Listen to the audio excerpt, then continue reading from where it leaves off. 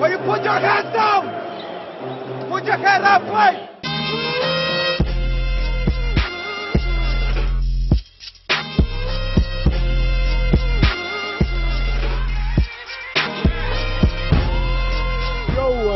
Lep športni pozdrav želim vsem, jaz sem Matej. Čez nekaj trenutkov pa se mi pridružijo še preostali sogovorniki. Pred vami je namreč dvojna epizoda našega podcasta, dvojna doza Double Decker. Od zadnje epizode se je nabralo toliko tem, da krajše preprosto ni šlo in upam, da dovolj zanimivih tem. V prvem delu sva namreč z Markom Križmanom spregovorila o najboljših igralcih končnice, od Kawhija do Duranta, od Jokića do Janisa, od Lillarda do Hardena, vseh tistih najboljših smo rekli kakšno besedo. Potem pa topika, ki zanima številne slovenske ljubitelje košarke. Po defaultu so seveda vsi slovenski ljubitelji košarke tudi navijači Luke Dončića in posredno zdaj tudi Dallas Mavericksov. Dallas Mavericksi so pa v zadnjem tednu poslali določene indice, na koga ciljajo poleti. Dve imeni sta se nekako izluščili oziroma so jih servirali tisti dobro obveščeni viri, ki trdijo, da bodo poleti Mavericksi ciljali na Kembo Walkerja ali pa Patricka Beverlyja. Z Markom pa sva spregovorila, zakaj bi Patrick Beverley idealno sodil zraven Luke in zakaj bi Kemba Walker lahko bil velika, morda celo katastrofalna napaka, ki bi negativno vplivala na igro Mavericksov in tudi na razvoj Luke Dončića. Z Markom so spregovorila tudi o obisku Carlisla v Sloveniji in njegovih pričakovanjih v zvezi z Luko, njegovimi pripravami na novo sezono. Kaj pravzaprav od njega pričakujemo, kakšen preskok. Potem pa za konec tega prvega dela z Markom nekaj besed tudi o Kokoškovu, ki so ga nažalost pričakovano in nažalost napovedovano pošteno namočili. Zgodbe so res neverjetne in morda jim celo ne boste verjeli, da se take stvari dogajajo celo v NBA ligi. Z Markom Križmanom sva ta prvi del zaključila z debato o Phoenix Sunsih, Igorju Kokoškovu in zakaj bom jaz za Phoenix Sunse navijal šele, ko bodo Seattle Sunsi. V drugem delu podcasta pa z Blažem Bertalaničem in Nikom Harijem o nagradah. Od MVP-ja do najboljšega novinca, najboljšega rukija, najboljšega obrambnega igralca, najboljšega šestega igralca, tistega, ki se je najbolj izboljšal, idealne ruki peterke. Torej vse najbolj pomembne nagrade rednega dela sezone. Ta del smo posneli že pred nekaj tedni in je zanimiv tudi iz aspekta naših napovedi za končnico. Boste videli, kje smo se ušteli, kje smo bili morda točni v naših napovedih in kako se stvari seveda spremenijo od rednega dela napram končnici ali pač. Seveda tudi Trey proti Luki, Janis proti Hardenu, vsem tem pa v drugem delu. V opisu podcasta lahko najdete časovne oznake za vsako posamično temo, tako da če vas zanima samo določen del, si lahko samo to poslušate. Preden pa začnemo, bi vas pa samo na hitro zaprosil, če lahko nam pomagate s tem, da tale podcast všečkate, da se, če tega še niste storili, naročite na naš YouTube kanal in seveda, če lahko nas všečkate, se naročite in tudi pustite kakšen komentar tudi na iTunesih in Soundcloudu, predvsem pa, če lahko to storite na YouTubu. Vsak všeček, komentar ali pa naročnina nam pomaga pri nadaljnjem delu in za vsakega smo hvaležni. Tako, za uvod bodi to dovolj, pa začnimo z delom.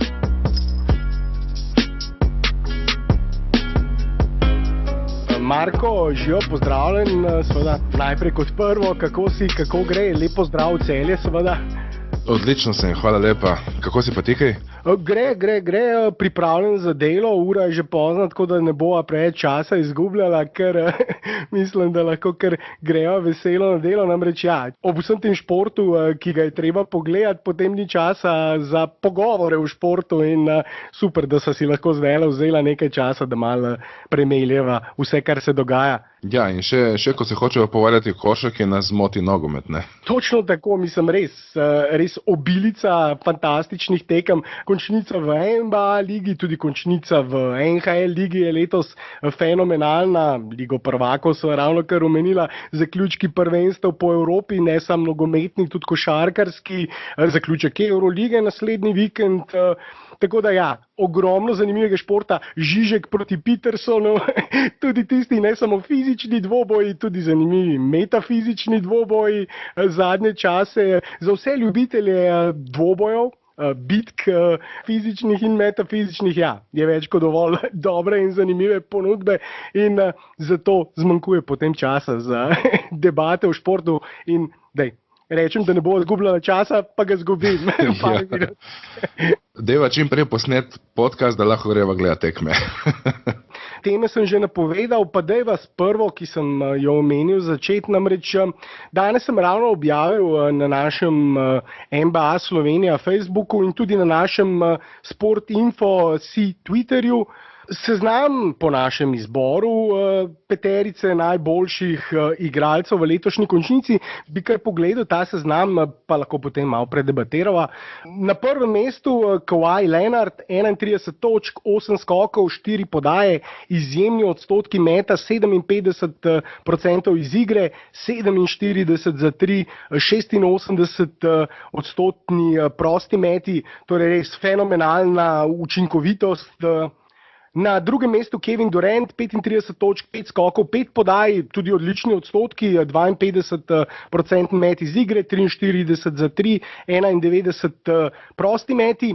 Nikola Jokić, tretji najboljši igralec po našem mnenju končnice, 25 točk, 13 skokov, 9 podaj, 51 odstotkov iz igre, 38 odstotkov za 3 in 86 odstotno izvaja proste mete.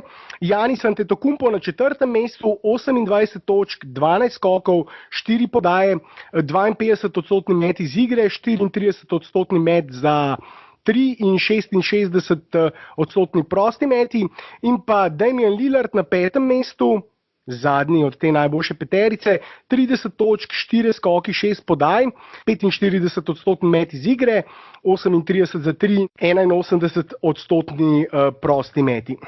Objavo na Facebooku NBA Slovenija sem zaokrožil, se strinjate z našim izborom, pa bom zdaj isto vprašal tebe, ti si rekel, da na tvojem seznamu ni teh 5 imen. Matej, moj seznam ne vključuje Lillarda, se pa strinjam s prvimi dvemi. Leonard in Durant letos igrata res nivo nad vsemi. Kar se pa tiče Jokića, Giannisa in Hardna, si jih ne upam razdeliti po vrsti in mislim, da si zaslužijo delitev tretjega mesta. Tudi ko primerjamo Leonarda pa Duranta z drugimi tremi, Jokićem, Giannisom in Hardnom, to so igralci v popolnoma različnih situacijah. Te trije, torej Jokić, Giannis, Harden, cela strategija ekipe je okoli njih zgrajena, medtem ko Leonard in Durant lahko igrata v katerem koli sistemu in sta še vedno odlična. In to seveda govori v prid njima. One dva sta bolj univerzalna igralca, ki jo lahko nekako vstaviš v kakršenkoli sistem in bosta sproducirala svoj delež, ne glede na to, v kakšni vlogi oziroma v kakšnem konceptu igre, stilu igre, za kakšnega trenerja ne nazadnje igrata.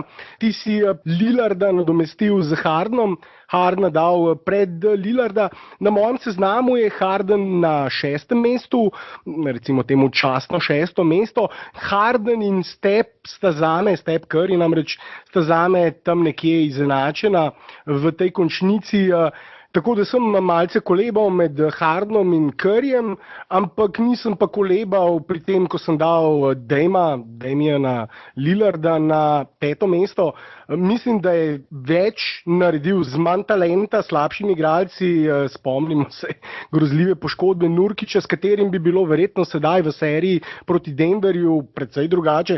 Namreč Portland nima nikogar, ki bi se lahko kosal z Jokićem pod obročem in tudi na račun tega seveda Jokić lahko dominira. Tako da, ja, preprosto mislim, da je Lillard naredil več z manj in si zato zasluži mesto med prvo peterico. In tudi nekako, če pogledam statistiko, Lillard sicer daje 1,5 točke manj od Jamesa Hardna, vendar ima boljši met iz igre, boljši met za 3, manj izgubljenih žog ob približno istem številu podaj. Obramba bi rekel, da je tam nekje pri obeh, ampak preprosto je seveda to, kar je do sedaj naredil Lillard, predvsem proti Westbrooku v prvem krogu, bolj impresivno kot to, kar je naredil Harden. Matej, tukaj se sploh ne bi strinjal s tabo, kajti če si gledal serijo proti Utahu, ki je druga najboljša obrambna ekipa sezone, si videl, da je Utah celo svojo obrambno strategijo podredil samo zaustavljanju Hardena in uspel zmagati eno samo tekmo. Meni se to ne zdi, da je Harden tako malo naredil. Ne? No, v prvem krogu je Harden dal 27,8 točk na tekmo, vendar iz igre metal samo 37,4%, 35 za 3, medtem ko je recimo Damian Lillard v prvem krogu, OKC je bila top 3 obrambna ekipa lige v rednem delu sezone. Tudi izjemna obrambna ekipa in Damian Lillard je v prvem krogu 33 točk, 46,1% met, 48% met za 3 točke, tako da je preprosto nadigral Hardena. Mislim, da v prvem krogu, v drugem krogu lahko debatiramo, lahko rečem, da je morda celo Harden malenkost boljši, tam nekje je debata bolj merodajna, ampak gledano za celotno končnico, pa mislim, da je Lillard vendarle pokazal več. No, glede na to, da sem navijač Hardena, je verjetno boljše, da pustimo to debato pri miru in gremo naprej, ker če ne lahko govorimo še kar nekaj časa. Ne? Ja, v vsakem primeru strinjava se pri Kawhiju in Durantu, da sta na prvih dveh pozicijah. Pri Jokiću in Antetokounmpu je zanimivo tudi to, da sta edina superzvezdnika v svojih ekipah, za razliko od seveda Houstona, Golden Statea, tudi recimo Bostona na nek način. Čeprav bi lahko rekli, da je Kyrie tam edini superzvezdnik, ampak vseeno precej večji nabor talentov, na drugi strani tudi Philadelphia, Embiid, Simmons, Butler, precej več teh zvezdnikov ali superzvezdnikov v primerjavi recimo z Milwaukeejem ali Denverjem, kjer sta tista izrazita superzvezdnika le Giannis in Jokić, in bo zanimivo videti, kako se te ekipe, kjer so recimo igralci sestavljeni, ekipa zgrajena okoli enega igralca, kjer dosti bolj razmišljajo o sistemu, ki ustreza njihovemu najboljšemu igralcu, v primerjavi z ekipami, ki seveda samo nabašajo ogromno talenta v moštvo in potem rečejo, pač samo bomo že pogruntali, kako bomo igrali, samo da imamo odlične igralce. In recimo sedaj, ko gledamo serijo Sixersov in Toronta, je ravno podoben primer. Toronto je samo en tisti izraziti superzvezdnik in to je Kawhi Leonard. Siakam je morda recimo nekje na poti tega, ampak nekaj tekem je bil povsem neviden in je bil pravzaprav Kawhi tisti, ki je povlekel celoten voz naprej. In tukaj imamo že spet moštvo, ki je sestavljeno okoli enega igralca, potem so še med sezono ukrepili tudi centrski položaj s trading z Markom Gasolom, ravno recimo za kakšnega Embida, z mislimi na Embida, in so razmišljali o tem, kako igralci sodijo v to ekipo, kako bodo zgradili, priredili ekipo. Na drugi strani pa Philadelphia, ni važno koga, dajte nam sam talente, zamenjali Šarića, zamenjali Covingtona, zamenjali njihovega odličnega rukija, ki bi ravno odlično sodil v tako ekipo, Šemeta, ostrostrelca, ki širi prostor, in pripeljali te talentirane igralce, kjer pa seveda tisto ne sodijo najbolje skupaj.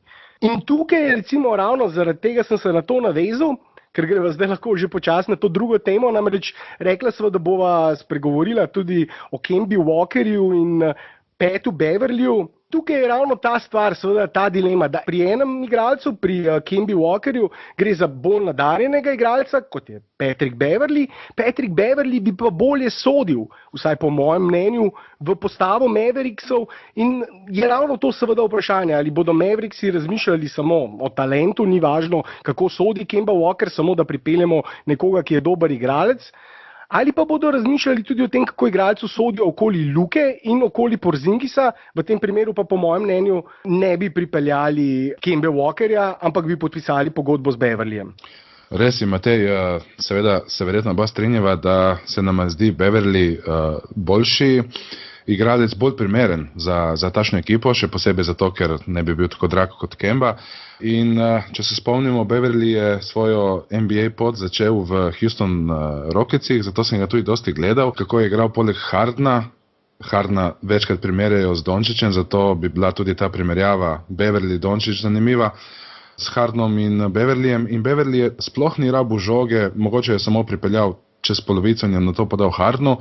Svojo obrambo je pokril najboljšega igralca, zdaj smo videli, da lahko pokriva tudi Duranta, bolj ali manj uspešno. No. Trojke meče kar solidno, nikoli se ne pritožuje nad tem, če ne dobi dovolj žog in odličen igralec za nekoga takšnega, kot je Luka Dončić. Ti si omenil to primerjavo, ki jo pogosto delamo, ki smo tudi jaz pogosto že tam kakšne 2-3 leta nazaj v naših podcastih delal med Jamesom Hardenom in Luko Dončićem. Ampak tista pomembna razlika med obema je, Luka verjetno nikoli ne bo tako dober skorer, strelec, ne bo dosegal tako število točk kot Harden, bo in je pa, mislim, da že sedaj, boljši playmaker, boljši podajalec, vidi, ima boljši pregled, predvsem boljši pick and roll igralec in bolje razigrava svojo ekipo. Vemo, Harden rad igra izolacijo 1-1, dosega točke, to je tista njegova najboljša kvaliteta. Najboljša kvaliteta Luke je pa njegov pregled, njegova organizacija, njegove podaje, ki imajo oči, njegova pick and roll igra, preprosto njegov playmaking, za razliko od Hardna. In to je tista pomembna razlika. In ko omenjaš recimo Hardna, Harden je igral z Patom Beverlyjem uspešno, bili so eno tekmo oddaljeni od finala konference, potem je pa Pata Beverlyja v postavi Houston Rocketsov nadomestil Chris Paul. Ampak Chris Paul je že spet organizator, ki najprej išče podajo pred svojim netom in organizator, ki igra odlično obrambo. Torej, ravno nasproten, ravno drugačen tip organizatorja, kot je recimo Kemba Walker.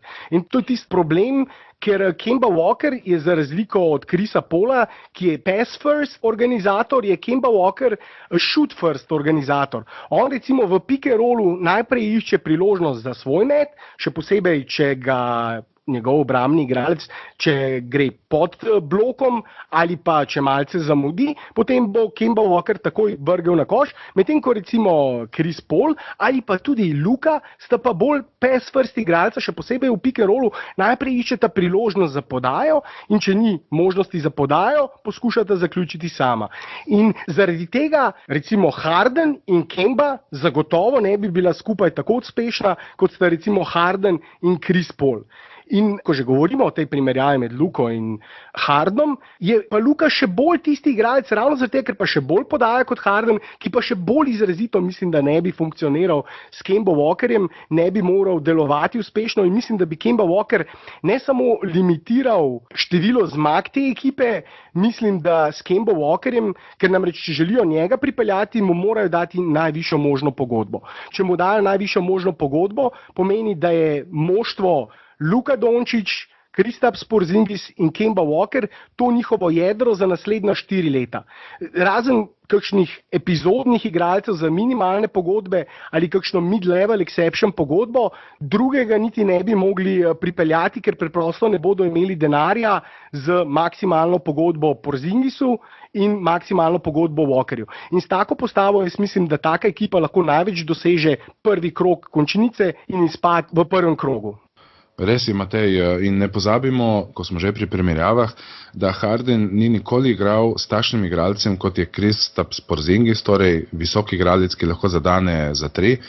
In to bi bilo res škoda, če bi v bistvu z enim takšnim igralcem, kot je Kemba Walker, odvzeli priložnost Luki, da igra pick and roll z Porzingisom. Sej, igral bi še vedno, ampak Walker bi toliko žog porabil, da bi dejansko te priložnosti zmanjšal. Kemba Walker je visok tam 180 cm, eden izmed najnižjih igralcev v NBA ligi. In lahko igra samo na položaju 1. V napadu in obrambi seveda lahko kakšen pin down screen za njega organiziraš, kjer izteče iza bloka za pozicijo za met, vrže takoj po sprejemu, tako imenovana catch and shoot akcija, kakšen pistol action ali handoff kot sekundarni playmaker je sposoben tudi na tak način igrati, ampak to ni njegova najboljša stvar. Če tako igra, potem ni tako uspešen kot takrat, takrat, ko igraš žogo, in če mu ti daš zdaj maksimalno pogodbo, mu seveda moraš dati tudi žogo. Jaz preprosto ne verjamem, da bi Kemba Walker bil pripravljen priti v Dallas zato, da je recimo tretja opcija za Luko in Porzingisom. Če mu dajo maksimalno pogodbo, tudi sistem verjetno ne bi funkcioniral, če bi Kemba Walker kot najnižji igralec igral več časa brez žoge kot žogo, ko je z Luko na parketu. To preprosto ne deluje že zaradi tega, ker nižje igralce lažje pokriješ tudi kot šuterje. Zaradi tega recimo so tako imenovani stretch 4 igralci ali pa stretch 5, centri, visoki igralci, ki mečejo za 3, tako uspešni, ker seveda povleče centra iz rakete, ampak ta center ga ne more niti za sekundo pustiti. Če Porzingis s svojimi 221 centimetri meče, njega nasprotni igralec ne more za sekundo pustiti, ker ni šans, da ga bo lahko pravočasno pokril pri taki višini. Kemba Walker pa 180, če nekdo izteče nanj, ga poskuša pokriti, kakšen visok center ga že malce bolje lahko uvera. Zaradi tega tudi ostrostrelci, nizki ostrostrelci niso tako uspešni oziroma tako koristni, če jim seveda ni ime Steph Curry, pa tudi Steph Curry je več kot 10, 12, 13, 14, 15 cm višji od Kemba Walkerja in najboljši ostrostrelec vseh časov. Ja, Matej, in tako kot si rekel, če boš Walkerju odvzel žogo, ne bo koristen niti v napadu in niti v obrambi, torej zakaj bi ga potem sploh imel v takšni vlogi na igrišču? To je pa tista še bolj pomembna poanta, da je slab obrambni igralec. Trudi se, ampak dejstvo je, da vse številke in tudi eye test, tako imenovani eye test, nauči ocena, ko ga gledaš, vidiš, da se zatakne na dostih blokih pod košem v postu, če slučajno ostane na kakšnem, ne samo na kakšnem, če more prevzeti kakšnega višjega. Večina organizatorjev, recimo, ko je igral v zadnjih letih Miami proti Charlotte Hornetsem, skoraj da po pravilu Goran brez težav prihajal proti Kembi Walkerju do točk, ker ga preprosto Kemba pod košem prodoru sploh ni mogel zadržati. In če se spomnimo par let nazaj v play-offu, 7. tekma prvega kroga, jo je Goran končal, je bil Goran najboljši igralec svojega moštva takrat bom nauč povedal, ampak ne bom dosti grešil, 26-27 točk ob odličnem metu, praktično brez grešenega meta, 6 podaj, 5 skokov. Na drugi strani pa Kemba tisto tekmo ni dal niti 10 točk, met mislim, da 2 ali 3, 14, 3, 15, če ne celo 3, 16, nekaj takega. In Goran ga je nadigral na obeh straneh parketa in to z majhnimi organizatorji se lahko pogosto zgodi. Tudi v končnici vidimo letos majhni organizatorji, Kyrie Irving, imajo težave v končnici s tem, da seveda Kyrie Irving je precej boljši in že spet tudi višji, vsaj 10 cm od Kemba Walkerja. Ja, Matej, in če pomislimo, da bi trije zvezdniki skupaj vzeli tako velik del salary capa, kot bi to vzeli Porzingis, Walker in Doncic, si nekako moramo predstavljati, da so želje navijačev verjetno, da pridejo vsaj nekje, dajmo reči, drugo rundo končnice, ampak potem, če imaš ti Walkerja v obrambi, koga bo pokrival proti Houstonu? Hardna oziroma Chris Paula? Koga bo pokrival McColluma ali Lillarda proti Portlandu? Ali mogoče Curry ali pa Thompsona? Nobenega od teh igralcev ne more pokrivati, žal. Ne? Vsak izmed teh igralcev bo lahko brez problema izkoristil njegovo pomanjkanje centimetrov in izkoristil seveda slabo obrambo, ker zdaj pa ne smemo pozabiti, oni potem želijo Luko in Kembo skupaj uporabljati kot branilski par in tudi Luka ni najboljši obrambni igralec, boljši je od Kembe, vendar tudi Luki še ogromno manjka v tem aspektu. Kemba in Luka bi bila eden izmed najslabših obrambnih branilskih parov in preprosto dovolila, mislim, da preveč točk. Morda, če bi dal Luko na trojko, koga bi potem na dvojko dal, zagotovo ne Jalena Brunsona, ki je tudi slab v obrambi, njihov rezervni organizator lanskoletni, ki je bil skupaj z Luko izbran na naboru lani. Ja, v takšni postavi najbolj logično bi bilo, da poleg Luke in Walkerja igra še dva kar visoka krila, ki sta odlična v obrambi, in Porzingis na centru, ampak tudi to ni najbolje sestavljena ekipa, ker ni skoka, je slaba protekcija pod košem, res to... In predvsem limitira to, kar sva rekla, limitira ta ekipa svoj domet To je potem ekipa, ki se lahko bori za prvi krog končnice, za tisto 8., morda 7. mesto na zahodu, ker lahko gremo gledati ekipo po ekipo, postavo po postavo. Kemba Walker na zahodu ne bi bil All-Star, on je All-Star samo zato, ker igra v vzhodni konferenci. V zahodni konferenci ne verjamem, da bi bil All-Star. Steph, Damian Lillard, Harden. Ne samo oni, zamisli si, kako bi bilo proti recimo De'Aronu Foxu ali pa proti Jerryju Holidayju, ki sploh niso prišli v končnico. Ali pa Mikeu Conleyju, recimo, ne nazadnje ni bil nikoli na zahodu All-Star, pa je še vedno boljši organizator od Kembe Walkerja in če bi bil na vzhodu, bi verjetno tudi bil večkratni All-Star.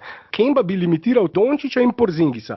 Kemba bi bil verjetno potem prva opcija, prvi strelec, ampak on bi v peterki z Porzingisom in Dončićem, ki bi igral na dvojki ali trojki, tudi bil primarna pick and roll opcija s Porzingisom. To bi pomenilo, da bi seveda Kemba večino časa igral pick and roll s Porzingisom, medtem ko bi Luka bil bolj tisti skorer. In Luka tisto, kar dela njega posebnega, sem že omenil, recimo pri primerjavah s Hardenom, on ima elitni pregled nad igro, on je elitni podajalec.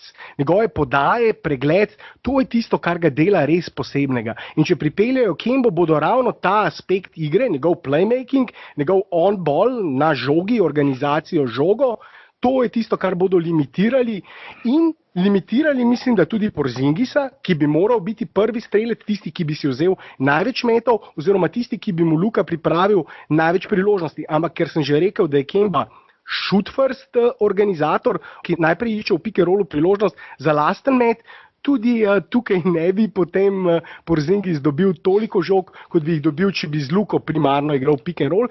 In jaz preprosto mislim, da je to toliko slabša opcija, recimo ravno od Beverlyja, da ne razumem, zakaj sploh razmišljajo Mavericksi o Kembi Walkerju. Je pa dovolj indicov, Mark Stein, ki je poročal, da jih zanima Kemba Walker, je verjetno najbolj zanesljivi vir, ko govorimo o Dallas Mavericksih. Če on nekaj poroča, pomeni, da mu je dejansko nekdo v pisarni, v vodstvu, iz vodstva Mavericksov povedal, ja, Kemba Walker je tisti, ki nas zanima. Ampak tudi med drugim je Mark Stein omenil Beverlyja, tisto, kar je bilo pa seveda zanimivo in zakaj zdaj midva omenjava Beverlyja, je pa to, da je ravno včeraj Beverly potem tweetnil tiste učke emoji uporabil in tegal Luko. In so bili vsi, kaj se zdaj za vraga dogaja, zakaj on te učke, mislim, to je nekaj je videl, nekaj ga je šokiralo, nekaj mu je zanimivo z Luko. Ja, kot da bi rekel, zakaj meče uč na Dončića, ne? Tako, in Luka mu je potem sledil na Twitterju, sledil na Instagramu, Beverly njemu sledil in obenem je isto naredil tudi Porzingis.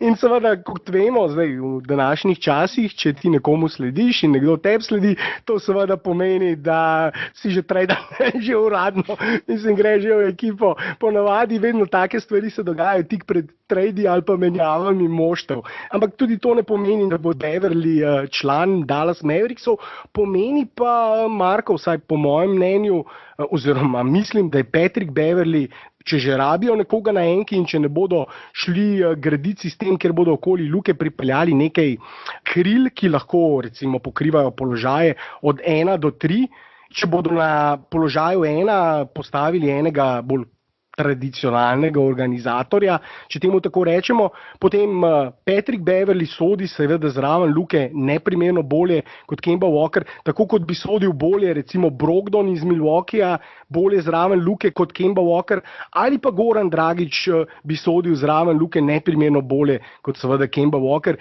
Igralci, ki znajo igrati brez žoge, znajo igrati žogo, in ki so malce boljši, precej boljši, roko na srce, v obrambi od Kembe.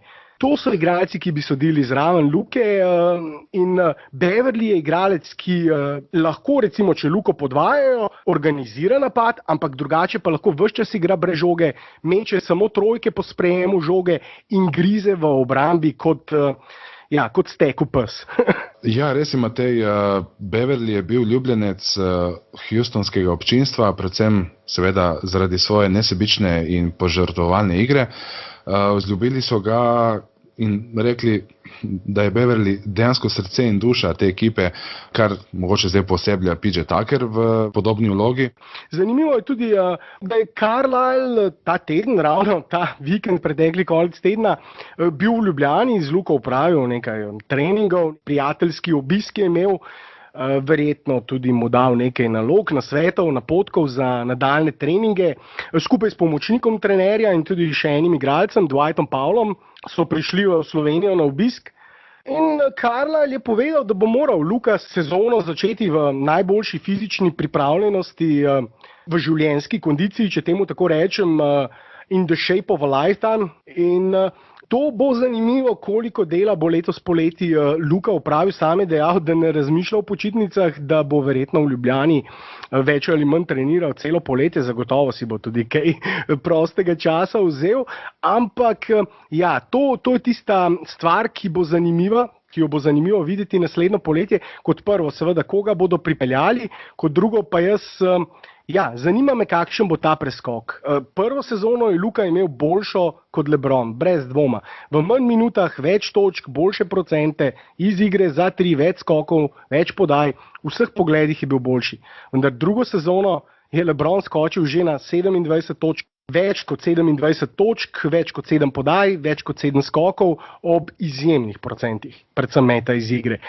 Tako da to je pa bil tisti preskok, ki ga je naredil, in bo zanimivo videti, če bo Luki tudi uspel letos ta preskok. Glede na to, kaj je Carlisle povedal, glede na pričakovanja navijačev, bodo vsi precej razočarani, če ne bo tudi Luka naredil podobnega preskoka, morda kakšno točko manj, ampak več podaj, predvsem več podaj, kar bi bil pa seveda že spet, če zaključim zdaj čisto temo, nekako pentlo zavežem, problem, če pripeljejo Kembo Walkerja, potem bo imel Luka manj podaj, manj točk, manj vsega, morda boljše procente, ampak njegova vloga bo precej nižja in predvsem ne bo tisti primarni playmaker ekipe, kar bi moral biti, in to bi bilo res velika škoda, velika neumnost, če to storijo, ampak to so že povedala.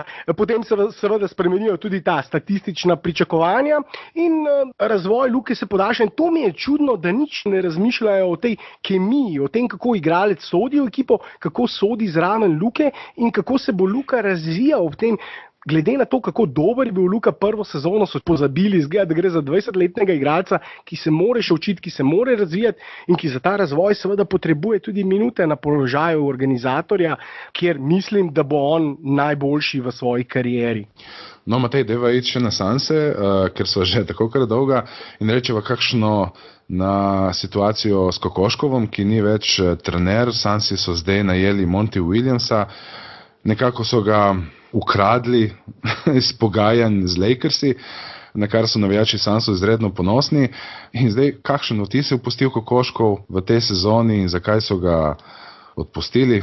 Ja, Marko, praviš, da so navijači Sansov ponosni na to, da so speljali Williamsa Lakersom, ampak mislim, da nimajo na kaj biti ponosni. Mislim, več denarja, izbira je bila namreč lahka na koncu, več denarja v Sansih, pa tudi manj pritiska. Če trenirati LeBrona, vemo, ni lahko, precej težje kot trenirati Bookerja, čeprav po drugi strani pa že spet ne toliko teže, tudi Booker ima svoje muhe, predvsem ta franšiza, Sansi, namreč imajo svoje muhe. Ta menjava, zakaj so odpustili Kokoškova, zakaj mu niso dali šanse, ko se je začelo omenjati Kokoškova kot možnega trenerja Phoenix Sunsov, sem jaz tweetnil na našem Sportinfo Twitterju, da upam, da bo dobil priložnost kje drugje, ker se to ne bo dobro končalo. Zaradi lastnika, zaradi moštva, načina, na katerega je to moštvo operiralo zadnjih 10 let, vse, pravzaprav zadnjih 15 let, že malce več, vse od tam nekje 2004-2005, ko je to moštvo kupil Robert Sarver, verjetno najslabši lastnik v NBA ligi. Pred leti je za najslabšega lastnika veljal nekdanji lastnik Clippersov Sterling, ki so ga na koncu tudi pravzaprav prisilili v to, da je prodal moštvo, tako slab je bil. Ja, Matej, tu mislim, da lahko torej Sarverju konkurira edino še James Dolan z New York Knicksi.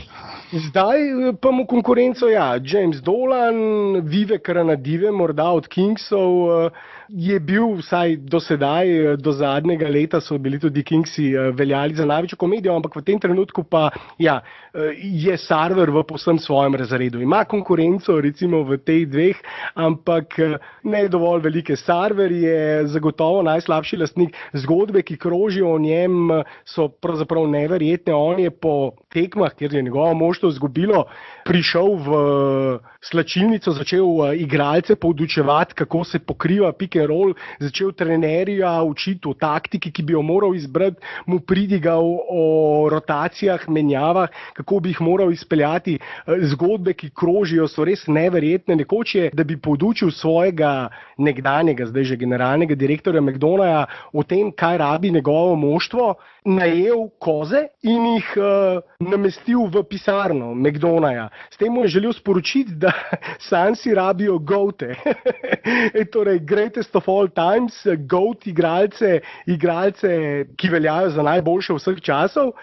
Ampak nekako metaforično potem so se mu te koze dobesedno posrale po pisarni in to na lep način je demonstriralo celotno situacijo v Sansih, kjer lastnik misli, da išče goate, ampak na koncu dobi samo koze, ki se mu poserjajo v pisarni. In mislim, da je to tudi situacija z igralci, ki jih imajo sedaj v postavi. Namreč, ko dolga leta moštvo operira na tak način, redno izgublja po 50, približno 50 tekem na sezono, sezono za sezono, vse od odhoda Dragića, ki so ga pravzaprav spodili stran na ta način, da so pripeljali organizatorja za organizatorjem. Po najbolj uspešni sezoni so potem Dragića preprosto pripeljali še Isaiah Thomasa in ga prestavili na krilo, potem ko je bil izbran za All-NBA organizatorja, torej enega izmed uradno 3 najboljših organizatorjev oziroma 6 najboljših branilcev v NBA ligi tisto sezono. In oni so mu pripeljali še Isaiah Thomasa, ga dali na krilo, seveda je imel Goran dovolj in od tistega trenutka dalje, ko je Goran tudi preroško rekel, ni mi všeč, v katero smer grejo stvari, tukaj ne morem ostati, tukaj se ne bo dobro končalo, je imel še kako prav, ker od takrat naprej redno po ne ravno 50, 48, 49 porazov, blizu 50 letos, 53 porazov, ampak 53 porazov zato, ker Kokoškovu celotno sezono niso dali organizatorja. 3 dni pred začetkom sezone so pa odpustili tega generalnega direktorja McDonagha, ki ga je najel in v tistem trenutku je bil seveda Kokoškov, kot pravijo Američani, lame duck. Vsi so vedeli, da bo odpuščen prej ali slej.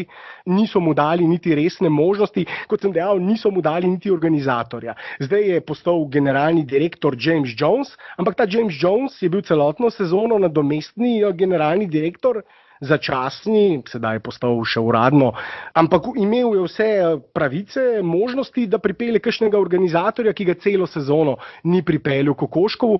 Na drugi strani je pa tudi v medijih dajal take izjave, da je bilo igralcem povsem jasno, da Kokoškov ne bo ostal, da ga bo odpustil po koncu sezone in zato igralci sploh niso poslušali Kokoškova. To so potrdili tudi nekateri novinarji, ki so dejali, ne samo, nekateri so celo pisali, da Kokoškova niso razumeli, kar je bilo seveda navadno natovcevanje, ki smo ga vajeni iz Feniksa. Tudi pri Luki Dončiću vemo, kaj smo brali od tamkajšnjih medijev, da je Luka cmeravi, razvajeni mulc, ki ni sposoben igrati v NBA ligi. Kot naši poslušalci dobro vedo in bralci seveda objavili smo te posnetke, to so mediji v Feniksu govorili o Dončiću, sedaj podobno blatijo tudi Kokoškova samo zato, da pač prevarajo navijače, češ, ni problem lastnik, problem je teh 7 trenerjev v zadnjih 8 letih. Toliko so jih namreč zamenjali, 5 v zadnjih 4. 5 bo zdaj že. Ja, Matej, ne pozabimo tudi odnose igralcev do Kokoškova in drugih trenerjev. Potem, ko je Dragić odšel v Miami, se je McDonagh odločil, da bo začel rebuild oziroma ponovno grajenje moštva. Usmeril se je v mlade igralce, ampak ko večino tvoje ekipe sestavljajo mladi igralci, to pomeni, da so jim te minute dejansko podarjene. Sej oni se razvijajo, ampak se razvijajo dosti bolj počasi, kot če bi imeli okoli sebe takšne veterane, ki bi jih znali usmerjati in tudi meriti, pokazati, kako boljše trenirati ali se boljše obnašati do sodnikov. In normalno, da takšni igralci so potem recimo kar malo razvajeni in niso poslušali Kokoškova tako, kot bi lahko. Ne? Ker ni nobene strukture, avtoritete, ne ve se, kdo pije, kdo plača v slačilnici med igralci namreč, in ker njihov najboljši igralec, to je pa morda celo najbolje ilustrira celotno situacijo, vsak mlad igralec, ki seveda tam pride, vidi, kako je Booker prišel do te maksimalne pogodbe. Vsak lahko vidi, vse, kar moram narediti, je to, da malce polnim statistiko, mečem, kot mi srce poželi, ni mi treba povsem nič obrambe igrati, lahko izgubim po 50 tekem vsako sezono za sezono, in če bom dovolj metal in dovolj zadev, me bodo nagradili z max pogodbo, tako kot so Bookerja. Zelo talentiran, zelo nadarjen igralec, vendar igralec, ki bi se v kakšnih Spursih, v kakšnem urejenem klubu povsem drugače razvijal, kjer bi precej več odgovornosti od njega terjali. In recimo, seveda Booker ni želel poslušati Kokoškova. On si je verjetno mislil, jaz bom tukaj še 4 leta, jaz imam pogodbo, ti tukaj ne boš ostal več kot 1 leto. In res, Kokoškov je na koncu ostal 10 mesecev. In zakaj bi ga potem poslušal? Zakaj bi potem želel igrati obrambo, če je dobil svoj denar z igro, kakršno je igral do sedaj? Zakaj bi poslušal Kokoškova in zakaj bi recimo Ejton igral obrambo, če vidi, da je najboljši igralec franšize, tisti, okoli katerega gradijo, prišel do svoje max pogodbe brez kančka obrambe, z pravzaprav argumentirano, verjetno Marko je Booker med 3 najslabšimi obrambnimi branilci v NBA ligi, ko govorimo o igralcih s tako minutažo kot recimo Booker. Ja, in žal to ni zato, ker on ne bi bil sposoben igrati obrambe, ali pa ker ima manj kot centimetrov kot kakšen Isaiah Thomas ali pa Kemba Walker, ampak enostavno zato, ker se ne potrudi. In še eno zanimivo podrobnost bi za konec dodal, no vse z moje strani, navijači Phoenixa so zelo zamerili Kokoškovu, da ni Ejtonu namenil več metov, ga več vključeval v napad in pravijo, da je tudi zaradi tega izgubil bitko za novinca leta proti Luki. Kokoškov je rekel, da mora Ejton začeti pri obrambi in šele ko se bo trudil v obrambi, bo dobil tudi več žog v napadu. Torej, popolnoma drugačen pristop kot pri Bookerju, ki so ga pustili, da lahko dela v napadu kar hoče, v obrambi pa v redu, da svojo napadu in obrambi ne rabi. Povsem drug pristop je bil pri Ejtonu in takšen pristop bi mogel biti pri vseh igralcih.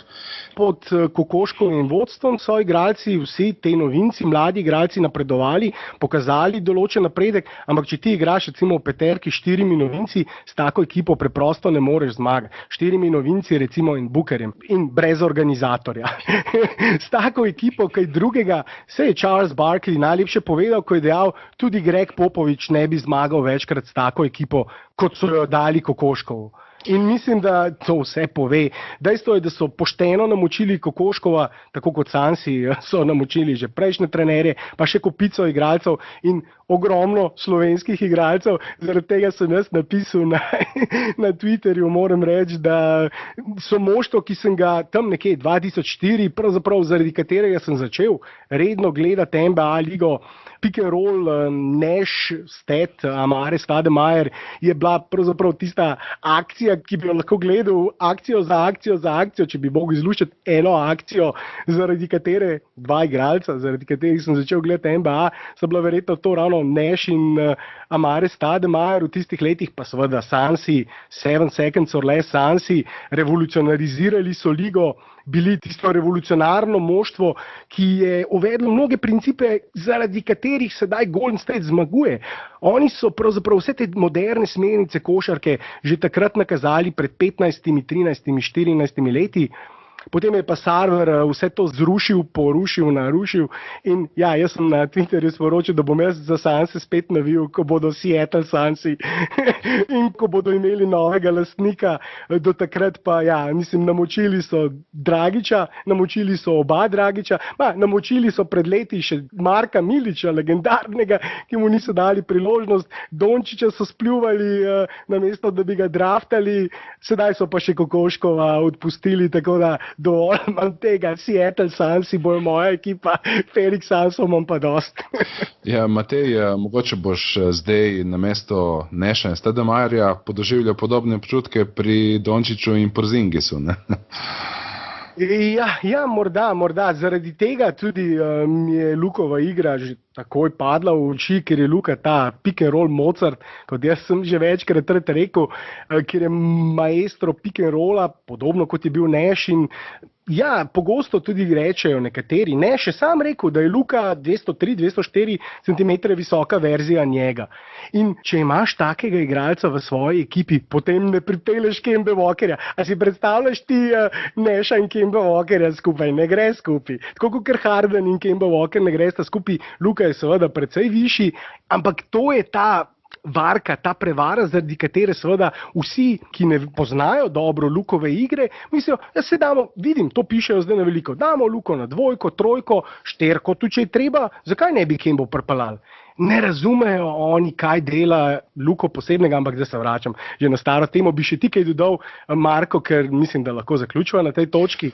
To bi samo še dodal, da je Carlisle že pri Novickemu dokazal, da je mojster skrivanja enega igralca v obrambi, tako kot je skrival Novickega, ampak tudi Carlisle ni takšen genij, da bi lahko 2 igralca skril v obrambi.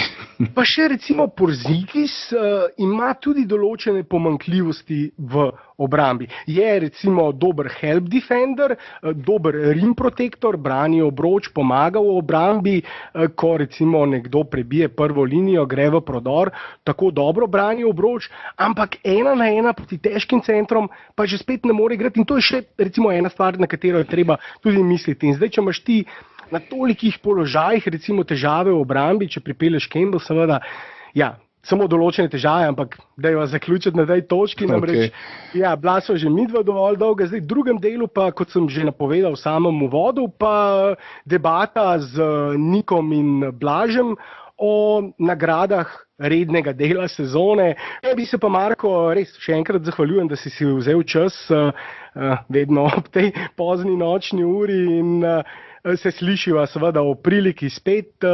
Upam, da čim prej in najlepša hvala še enkrat. Hvala tudi tebi, Matej, kot vedno, da si me povabil na podcast. Zahvaljujem se vsem poslušalcem za njihovo pozornost in upam, da se čim prej spet slišiva. Adijo. Adijo, vi pa z nami ostanite še v drugem delu, ki sledi zdaj. Danes pa ste se mi pridružila 2 sogovornika, za razliko od standardne ekipe. Blaž je seveda tukaj. Živo, Blaž. Zdravo, Matej. In danes še nov sogovornik, Niko. Živo. Živeli. Pozdravljen, živo. Playoff se je že začel, mi pa bomo obdelali temo, ki se veže še na redni del sezone. Nagrade, tiste največje, najbolj pomembne bomo obdelali, začeli z MVP-jem, nato z najboljšim novincem leta, rookiejem leta. Potem podelili tudi nagrado za najboljšega trenerja in najboljšega športnega direktorja, tistega, ki je najbolje sestavil ekipo, ponavadi je to povezano tudi s trenerjem, najboljšega obrambnega igralca in potem tudi najboljšega 6. igralca in pa tistega, ki je v letošnji sezoni najbolj napredoval. Primerjav, preden smo začeli s tem snemanjem, nismo še delali, tako da bomo videli, kje se morda ne strinjamo, kje se morda razhajamo in bomo tam zadevo malce predebatirali. Pa začnimo s tisto največjo nagrado, najbolj pomembno nagrado za najbolj koristnega igralca. Pač moj favorit je Giannis oziroma Giannis Antetokounmpo, predvsem zaradi tega, ker sem Evropa fanboy, pa tudi zaradi tega, ker dam veliko na dobro obrambo oziroma na igro na obeh straneh parketa in Giannis pač to počne z odliko. Dejansko edini minus, ki ga ima v svoji igri, je to, da nima meta z razdalje, ampak ko bo še to razvil, pa mislim, da bo za celotno ligo game over in bo to res eden izmed zgodovinsko dobrih igralcev. Niko? Se popolnoma strinjam s tabo, Blaž. Čeprav je Harden imel fenomenalni drugi del sezone, tam januarja, decembra je, mislim, da imel 39 točk. In pač kljub tem neverjetnim številkam mislim, da je pomembna, kot pri Rookie of the Year awardu, celotna sezona, pomembna je igra na obeh stranih igrišča in mislim, da si Giannis to leto zasluži MVP nagrado. Ja, tukaj smo verjetno kar soglasni. Moram tudi jaz reči, da moj glas gre Janisu. Iz podobnih razlogov na obeh straneh parketa je celotno sezono igral odlično, bil je konstanten, ni imel kakšnih nihanj v igri, kakšnih padcev v igri. V Združenih državah Amerike verjetno mnenje ni tako enoglasno, kot je bilo zdaj pri tem omizju med nami tremi, kjer smo se vsi strinjali, da je Giannis Antetokounmpo MVP.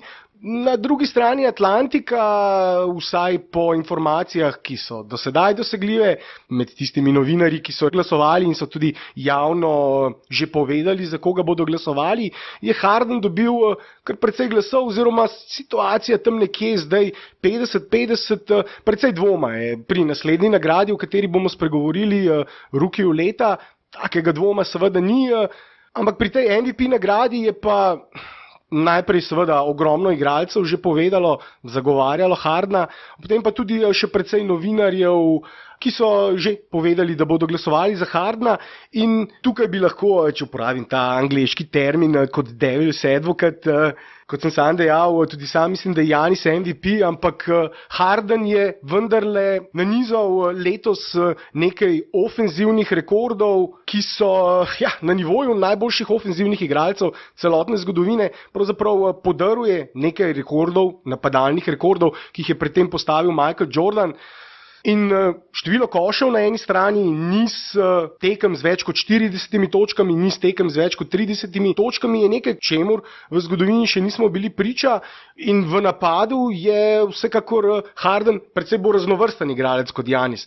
Treba je vendarle priznati, da Giannis, pa bom vaju vprašal, pobaral, ker se seveda strinjate, da bi moral biti MVP, ampak ali vam ne daje nobenih pomislekov, da Giannis vendarle potrebuje okoli sebe specifično ekipo, specifične igralce in specifičen sistem, medtem ko Harden lahko uspešno dosega točke v kakršnemkoli sistemu. Daš mu žogo in bo dosegal točke, Giannis pa še vedno nima namreč meta in zaradi tega potrebuje, kot sem dejal, specifično ekipo. Ali vam na to daje določene pomisleke?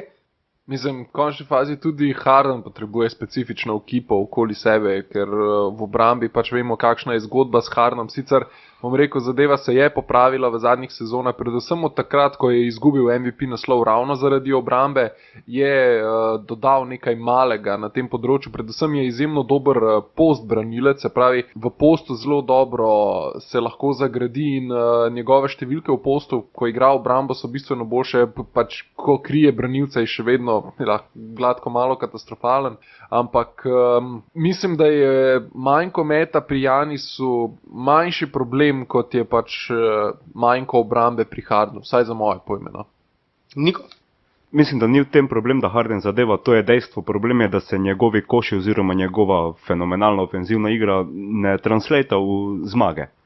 Ne, sploh v prvem delu sezone so zelo slabo začeli, pa je tudi imel čist vredo številke. Zdaj v drugem delu sezone se je sicer to popravilo, sploh zato, ker je prišel Capela nazaj, sploh zato, ker več Chris Paul nima težav s poškodbami, zato, ker je pač cela ekipa zopet nekako sinhrona. Ampak vseeno, Rocketsi kljub tem rekordnim številkam bodo ravno zaradi tega v drugi rundi že prišli do Golden State Warriorsov. Se pravi, zaradi tega, ker se njihova igra oziroma Hardenova igra ni prelevila v zmage, zato bodo že v drugi rundi na najtežji preizkušnji verjetno te sezone. No, mislim, Harden je s tistim nizom pravzaprav Rocketse potegnil iz 14. mesta, kjer so se nahajali po prvem mesecu in pol, 2 mesecih sezone, na to do 3., 4. oziroma med najboljša 4 moštva pred povratkom Chrisa Paula, tako da se je na nek način prenesla ta njegova igra v zmage v tistem obdobju, ker če se ne bi bili sedaj v play-offu. To je res. Dosti bolj sem ciljal na prvi del sezone, zaradi tega, ker vseeno za MVP nagrado mislim, da je potrebno gledati na celotno sezono. In ne vem, zdi se mi, da je to bila pač neka prazna statistika, pa ne da bi zdaj Hardna žalo, ker je drugi del sezone imel fenomenalnega in mislim, da se tudi ne bi krivica zgodila, če bi Harden dobil MVP nagrado, tako da ne me narobe razumeti, mislim, da sta oba si zaslužita nagrado, ampak sem mnenja, da si jo Giannis zasluži bolj. Ja, omenil si to konstantnost Giannisa skozi celotno sezono in ja, to je en tak močan argument, recimo zanj je ravno to, da pravzaprav moštvo od začetka do konca, skupaj z njim, tudi on je od začetka do konca igral konstantno, medtem ko James Harden je pa imel tisti Pravzaprav ja, zgodovinski niz, kot sem dejal, tistih tekem ne samo z več kot 30 točkami, tudi več kot 40 točkami, niz, kjer je imel res neverjetno povprečje, preko 40 točk na tekmo, več kot 2 meseca in v tem času tudi imel odlične odstotke, moštvo je pa v tem času nanizalo daleč največ zmag. Ampak že spet se lahko vrnem na to konstantnost in to je recimo lahko iztočna točka ravno za tisto kratko debato pri rukiju leta, novincu leta, ker namreč ravno pri Luki na eni strani in potem Treju Youngu, na nek način glavnemu protikandidatu, vsaj mediji so poskušali ustvariti nek vtis, neke tekme proti koncu sezone. In je ravno seveda ta razlika, da je Young igral slabo na začetku sezone in potem na koncu, zadnji mesec, celo bolje kot Luka. Ampak gledano skozi celotno sezono je pa Luka od začetka do konca igral na nekem zelo visokem nivoju, ki je bil precej višji kot nivo Treja Younga in zato je tudi na koncu končal z boljšo statistiko v pravzaprav vseh kategorijah, razen pri podajah je Trej Young imel 2 podaji več na tekmo, povsod drugje v vseh drugih kategorijah, osnovnih in naprednih statističnih kategorijah je pa Luka imel precejšno prednost. Predvsem pri tistih naprednih, kjer se upošteva tudi igra v obrambi, je bila razlika med Luko in Trejem Youngom res ogromna. In če sem prej pri MVP debati omenil, da na drugi strani Atlantika v Ameriki je ta bitka za najboljšega igralca leta MVP-ja precej bolj izenačena, tudi v medijih se mnenja precej bolj krešejo. In bodo to verjetno na koncu odražali tudi glasovi, oddani glasovi, bo verjetno odstotek glasov precej bolj izenačen med obema igralcema, med Hardenom in Antetokumpom, kot pa med Luko in Trejem Youngom. Do sedaj recimo je že približno 20 teh, ki bodo glasovali, tudi javno obelodanilo svoje glasove, povedalo v kolumnah, različni novinarji ali pa na televiziji in radiju, v podcastih, da bodo vsi glasovali, vseh teh 20 bo glasovalo za Luko Dončića, nihče ne bo za Treja Younga in tudi po internih glasovanjih znotraj kakšnih večjih medijskih hiš, ESPN-a in podobnih, je Luka Dončić dobil veliko večino glasov. Midva se ravno z Blažem v podcastu, ki bo tudi objavljen enkrat v naslednjih dneh, spregovorila, potegnila črto pod sezono Luke, pod sezono tudi Gorana, pod sezono Wadea in Novickega, ampak o tej debati za novinca leta sva spregovorila v tem podcastu, pa tudi v prejšnjih že, tako da tukaj verjetno kaj dosti niti nimamo za debatirati, ker kot sem dejal, več ali manj vse znano in mislim, da tukaj ne bom presenečen, ko vaju vprašam, komu bi seveda vidva oddala svoj glas. Blaž? A moram sploh povedati. Ja, se vem, ti si fan Treja Younga, se to že od začetka sezone govoriš. No, še za to pač, ja. Ja, pa ti, Niko. Ja, lejte, če lahko uporabimo argument, da je James Harden MVP zaradi tega, ker je imel odličen drugi del sezone, potem lahko uporabimo argument tudi za Treja Younga, da je lahko rookie of the year, ampak nič bat, moj rookie of the year je definitivno Luka Dončić. Ja, samo ta primerjava, ne vem, če je povsem na mestu, ker namreč ta niz Hardenov je bil precej daljši in dejansko ne gre ravno za drugi del sezone, ti pogosto omenjaš, mislim, matematično ne gre ravno pri Hardenu za drugi del. Harden je tam prvi mesec in pol je imelo moštvo slabo, tudi on ni igral dobro, ampak po prvem mesecu in pol je pa potem že začel ta niz, tako da to ni ravno samo drugi del sezone, je recimo 80% sezone igral na zelo visokem nivoju, začel pa je res slabo. Medtem ko pri Treju Youngu in Luki pa vendarle mislim, da gre za precej krajši niz pri Youngu. Konec koncev, če gledamo samo še statistiko v februarju, je imel pravzaprav Luka še februar boljši od Treja Younga. Takrat je dosegal 24,4 točke, 9,4 skoke, 7,4 podaje, Trej Young pa 23,3 točke, 4,3 skoke in 9,3 podaje.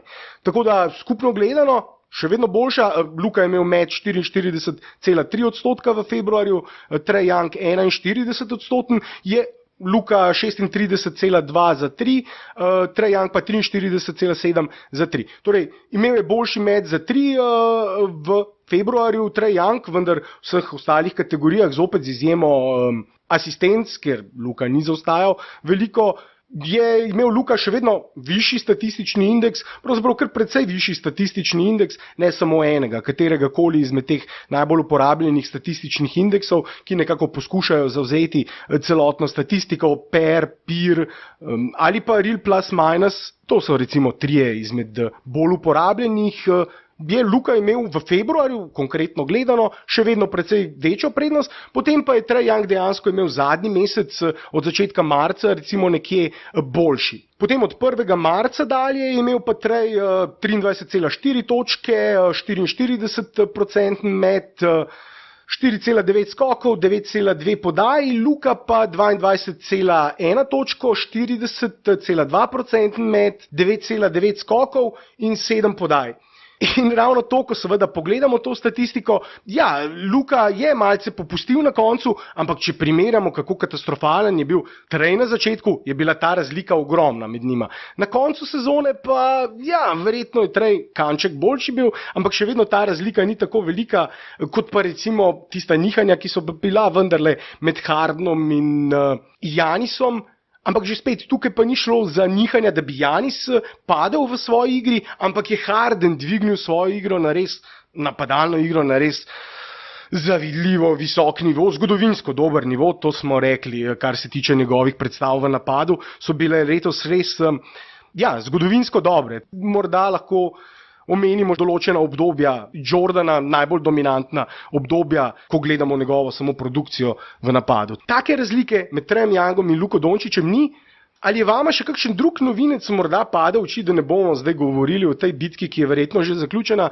Letos bomo govorili potem tudi o idealnih peterkah novincev, ampak v tem boju DeAndre Ayton, Marvin Bagley, Jaren Jackson je bil vendarle verjetno poškodovan predolgo časa, da bi se lahko umešal v boj za najboljšega novinca, ampak ja, morda DeAndre Ayton, Marvin Bagley, morda mislite, da je kdo pred Traem na drugem mestu?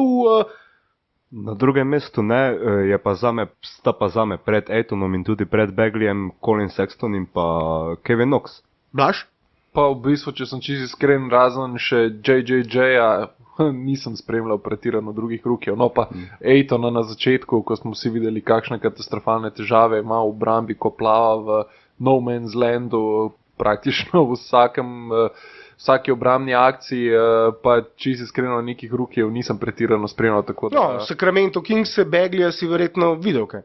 Ja, ampak vseeno pač ne dovolj, da bi lahko podal neko pametno oceno, no, tako bom raj rekel. Če ekipa nima 60 zmag, ti ne gledaš. Nekaj tako, ja. Pa če ni to Dallas. Tudi Marvin Bagley ni špil v prvi peterki, se mi zdi večji del sezone, medtem ko Colin Sexton je imel tudi precej dobre številke in je ta zelo slab tim Cleveland Cavaliersov, mislim, da kar on vodil, no, ker Kevin Love je bil poškodovan. Mislim, vodil jih je kot tank commander. Kot tank commander, vendar vseeno vodil jih je do pozicije najslabše ekipe. Res je, ampak vseeno je imel zelo solidne številke in za rukija tudi zelo solidno sezono. Solidne v napadu, ko govorimo o njegovih strelskih številkah, ampak glede na to, da igra na poziciji organizatorja, ni pokazal kakšnih, ne bom rekel niti presežkov, kakšnih organizatorskih sposobnosti sploh, tudi recimo ni kakšen poseben skakalec, glede na njegov usage rate, koliko časa je igral, je pa recimo relativno nadarjen skorer, lahko dosega koše, tudi na koncu je imel več kot 40% met za 3 točke, pri 3,6 metih na tekmo, kar je soliden vzorec, zadev je 1,5 trojke od 3,6 trojk, to so zelo dobre številke za 3 in vsekakor spodbudno, vemo, kako pomembne so trojke v moderni košarki. Ampak na vseh drugih področjih je pa pokazal premalo, predvsem v obrambi. Tukaj sta pa Trae Young pa Colin Sexton, tam praktično na tehtnico lahko daš, kdo je slabši v obrambi. Verjetno Trae Young kanček slabši, predvsem zato, ker je še manjši in lažji kot Colin Sexton, ampak tudi Colin Sexton, ja, tako bom rekel, tudi mi trije bi ga lahko obrnili skoraj dejansko, mislim, ko vidiš, kakšne napake dela, še posebej, če igramo 5-5, pa se lahko skrijemo v ekipi, ni treba kaj posebej hitro zašprintati, da te zgubi, hočem reči, lahko tudi s kakšnim penzionističnim trimčkanjem ga izgubiš, tako da, oziroma te on izgubi. Torej, tukaj pri debati za rukija leta, razen seveda Blaža, ki je pripričan, da je Trae Young novinec leta, se šalim. Ni, ampak mi je zanimivo, da ni noben od dveh omenil Aitona morda, ker če gledamo samo osnovno statistiko ali pa tudi napredno statistiko, je v mnogih kategorijah Aiton pred Traem Youngom. In jaz sem, na koncu je imel Trae Young vendarle dovolj dobro sezono, da tudi jaz zdaj mislim, da bo na koncu končal na drugem mestu za Luko Dončićem, ampak ko pa gledamo recimo napredno statistiko, že spet te indekse, predvsem tudi v obrambi, kjer Blaž je omenil, da Aiton ni blestel v obrambi, res je ne blesti, ampak je dovolj napredoval tekom sezone, da je na koncu bil vsaj podpovprečen. Mislim, to se zdaj sliši morda podcenjevalno, mislim, da je napredoval in bil na koncu še vedno podpovprečen, ampak kot je Blaž povedal, je bil Aiton tako slab, mislim, bi bilo bolj, da ga ne bi bilo, včasih ga sploh ni bilo, mislim, tako slabo je pokrival pick and roll, da na koncu je vedno znašel v tem tako imenovanem no man's landu. Ni pokrival ne roll guya, ne centra, ki je utekal proti košu, ne screenerja, torej tistega, ki je postavil blok, ne igralca, ki je vodil žogo, torej ball handlerja, ampak nekje vmes je bil in potem je vedno ali je imel ball handler povsem odprt met, odprto polaganje, ali je pa center imel neoviran lob, vedno je nekje v tisti nikogaršnji zemlji se je znašel, kjer med dvema ognjema, nikjer ne tič ne miš. Ampak je napredoval, za razliko od Trae Younga, ki pa tudi zadnji obrambni indeks, če gremo gledati obrambni real plus minus obrambni indeks, ki nekje označuje igro v obrambi, tam je on najslabši igralec lige, 550 od 550 igralcev in tudi za zadnji mesec na koncu sezone je bil še vedno zadnji najslabši obrambni igralec, ni prav nič napredoval, medtem ko Aiton pa vendarle je, ampak tudi jaz se strinjam tukaj z vama, sem vaju hotel, morda da se malce polemike imamo nasprotovanja, ampak nisem mogel nič izvabiti, se tudi tukaj več ali manj vsi strinjamo. Pa pojdimo potem na nagrado za najboljšega trenerja leta in pa najboljšega športnega direktorja, tistega, ki je najbolje sestavil ekipo. V nekaterih moštvih vemo, to pozicijo upravlja tudi ista oseba. Čeprav v zadnjih letih se počasi to že spet spreminja. Recimo trenerji, ki so upravljali to dvojno vlogo, se niso ravno dokazali in tudi Doc Rivers recimo v letošnji sezoni je precej bolje vodil ekipo kot trener, ko ni imel več teh obveznosti sestavljanja ekipe in je to prepustil drugim in vemo, Clippersi so bolje sestavili ekipo na eni strani, Doc Rivers je pa bolje treniral. Stan Van Gundy z Detroita recimo je bil odpuščen, ki je imel tako vlogo. Isto Tom Thibodeau se mi zdi, ne? Ravno hotel sem reči, Tom Thibodeau, še en od teh trenerjev, ki je zdaj v Minnesoti imel to dvojno vlogo, sestavljal ekipo, pripeljal Butlerja, odpeljal Butlerja po unem masakru na treningih in tudi on bil odpuščen, tako kot Stan Van Gundy v Detroitu. Doca Riversa sem pa omenil, ostal trener, ampak izgubil to vlogo in sedaj bolje. Tudi recimo eden izmed kandidatov za trenerja leta, ne vem, kje ga imata vidva, ampak Budenholzer je v Atlanti, recimo predtem, preden se je preselil v Buckse, zadnja leta že spet upravljal dvojno vlogo in se tudi ni najbolje izkazal, letos kot trener precej bolje, tako da morda je to ista oseba, morda ne, pa vaju bom kar vprašal, kdo je zavajal trener leta, morda kar Budenholzer ali pa kdo drug. Ja, zame osebno je Budenholzer, ker on je v bistvu pokazal, kaj pomeni dober trener v ekipi, kajti Bucksi so sicer dodali nekaj koščkov, ki so pomembni sedaj v tej njihovi odlični sezoni, ampak glavna razlika glede na lansko sezono je trener in pač en trener, bom rekel tudi s tem, če dodaš Brooka Lopeza, ki ga naučiš metati trojke v narekovajih, seveda, če nisi dober trener, ne narediš tako ogromnega preskoka, kot so ga letos naredili Bucksi, zato je zame Budenholzer Coach of the Year. Če pa že gremo govoriti o executive, bi pa jaz en dal GM-a od Toronta na prvo mesto, predvsem zaradi tega, ker mu je uspelo v Toronto privleči Kawaja in zato v bistvu v nasprotno smer poslati Demarja DeRozana. Res, da so Spursi bili rahlo prisiljeni v tako menjavo, ampak vseeno, da dobiš Kawaja za DeRozana, mislim, da pač ni sploh tekmovanje, ali kako naj rečem. No. Niko? Zame je trener leta kot vsako leto Greg Popovich zaradi tega, ker pač že 22 let goji zmagovalni stil košarke, skoraj ne glede na igralce, pač iz neverjetno visokih oziroma iz neverjetno nizkih draft pikov ve sestaviti ekipo, ki zelo dobro funkcionira letos z 2 ekspertoma, kar se tiče mid-range gamea.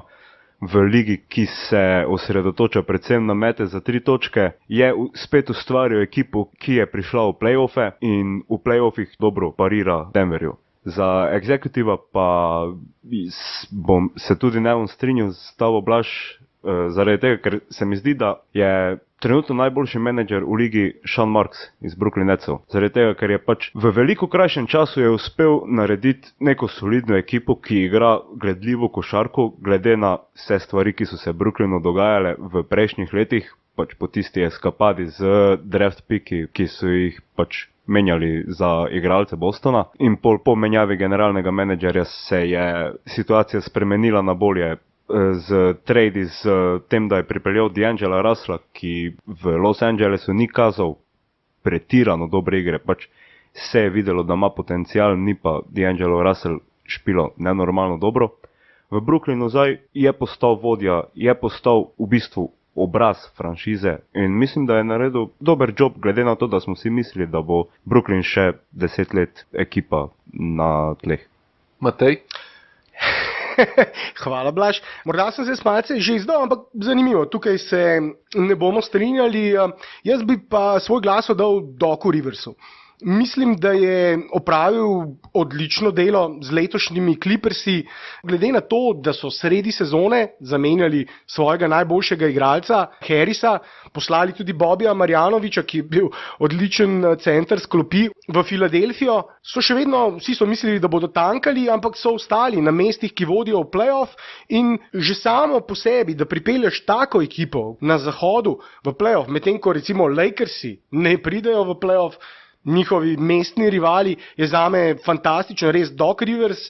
V zadnjih letih so mnogi pozabili, da je šlo za odličnega trenerja, ne samo seveda njegovega posla, ki ga je opravil z Boston Celticsi, ampak že predtem v Orlandu, s kakšno ekipo je on tam prišel v playoff. Podobno letos v Los Angelesu Doc Rivers je res sestavil dobro povezano ekipo, njihov najboljši igralec je pravzaprav igralec klopi, v katerem bomo verjetno kasneje še več kaj povedali, Lou Williams. Pick and roll med Lou Willom in Harrellom je ampak je najbolj nezaustavljivi pick and roll lige po učinkovitosti točk, ki jih dosežete skupaj. Pravzaprav, če vzamemo najbolj učinkovit napad lige, pa ga izboljšamo za 20%, dobimo pick and roll Lou Williamsa in Montrezla Harrella. In tudi tista menjava, zdaj bi se pa navezal še na executiva, sicer pri Clippersih ni Jerry West generalni direktor, športni direktor, generalni menedžer, zdaj te termine uporabljamo v Ameriki za športnega direktorja, v bistvu tistega, ki sestavlja ekipo, ampak je pa Jerry West tista oseba, ki jo seveda vsi omenjajo kot ključno osebo za preporod te ekipe, za to, da so zamenjali seveda celo ekipo, s katero so naskakovali najvišja mesta, CP3, Griffina in Jordana. Te časi so končani zdaj in šli posem v neko drugo ekipo. Mnogi so mislili, da bodo tankali do konca to sezono, vendar so še zagotavljali, ne, mi gradimo ekipo za poletje in letos imajo odlično podlago, ogrodje ekipe sestavljeno za končnico in letos poleti lahko pripeljajo celo 2 superzvezdnika. Lahko gre Kawhi in Durant, lahko gre Klay Thompson in Durant. Katerikoli izmed teh največjih zvezdnikov, ki bodo prosti, oni lahko pripeljajo letos 2. Ob taki ekipi, kot jo že imajo, recimo v menjavi, ko so poslali Harrisa in Marjanoviča v Filadelfijo, so nazaj dobili poleg pikov tudi izvrstnega Landryja Shameta, še enega izvrstnega rukija letos, ki je izjemen ostrostrelec in bo verjetno eden izmed najboljših ostrostrelcev lige v nekaj letih že. Gre za res izjemen ostrostrelski potencial. Od Lakersov so pa ukradli Ivico Zubca in to na res tak prefinjen način. Torej, ogromno izjemno dobrih, pametnih potez, sestavili so poceni borbeno ekipo, ki ima sedaj prostor, da seveda zraste, skupaj z mladimi igralci, ki so jih dobili v zadnjih letih na draftu. Res, Jerry West in celotna organizacija skupaj z Docom Riversom, mislim, da je bil Doc Rivers tisti, ki je z najmanj naredil največ. Še posebej glede na to, kakšna ovira, kakšno poleno mu je bilo vrženo sredi sezone, menjava, izgubil najboljšega igralca, dobil še enega rukija, kljub temu še vedno izvrstno vodil ekipo, zaradi tega Doc Rivers in zaradi tega Jerry West, ki pa je ustvaril odlično podlogo. Kakšen ugovor? We agree to disagree, ali kako bi rekel temu. Mislim, agree to disagree, lahko pa seveda predloži še kakšen argument, ki me bo prepričal, da je Budenholzer ali pa kot si ti dejal, Niko, Popovič trener leta, čeprav mislim, da smo predložili svoje argumente in to so verjetno tudi 3 trenerji, ki bodo dobili največ glasov, čeprav na stavnicah napovedi najbolje kaže ravno Budenholzerju. S čimer pa tudi ne bi bilo nič narobe. Gre za izvrstnega trenera, gre za trenera, ki konec koncev potomec te Popovičeve šole. Bil je pomočnik trenerja pri Popoviču dolga leta, pri njemu se je učil trenerskega posla in tudi njegove principe uveljavlja v moštvih, ki jih vodi. No, pa če nimate nobenih ogovorov, pojdimo potem kar na tisti zadnji izmed teh bolj pomembnih nagrad, zadnji 2, zadnji 3. No, ena je igralec, ki se je najbolj izboljšal v zadnji sezoni in pa najboljši 6. igralec. Tukaj sem že omenil Lou Williamsa. Ja, mislim, tukaj nima resne konkurence Lou Williams, tako da na mojem seznamu tudi pač on in nihče drug. Niko, se strinjaš? Lou Williams je najboljši strelec in najboljši podajalec v ekipi, v kateri špila 25-26 minut, je najbolj konstanten strelec, je najbolj konstanten napadalec, definitivno najboljši 6. igralec lige. Ja, tukaj se, pravzaprav ne vem, kdo je zadnjič rekel, ampak eden izmed igralcev, nekdanjih igralcev, zdaj se ne spomnim imena, je dejal, da bi morali nagrado za najboljšega 6. igralca premenovati kar v nagrado Louja Williamsa. Tako da tukaj ni nobenega dvoma. Igralec, ki je najbolj napredoval, tukaj pa morda bo kakšno razhajanje. Blaž? Ja, jaz v bistvu sem imel par izborov, pa na koncu sem se odločil za D'Angela Russella v končni fazi. Odlična sezona napram lanski sezoni, odlično tudi z Brooklynom se je uvrstil v playoff, kar je kar precejšen dosežek, tako kot je Niko že prej omenjal, ko je omenjal njihovega GM-a za pač najboljšega executiva. Potem tudi postal je All-Star, tako da mislim, za mene potem je on najbolj igralec, ki je najbolj napredoval, tako imenovani MIP, Most Improved Player. V mojih očeh je igralec, ki je letos najbolj napredoval, definitivno Pascal Siakam, tako da se tu ne strinjava.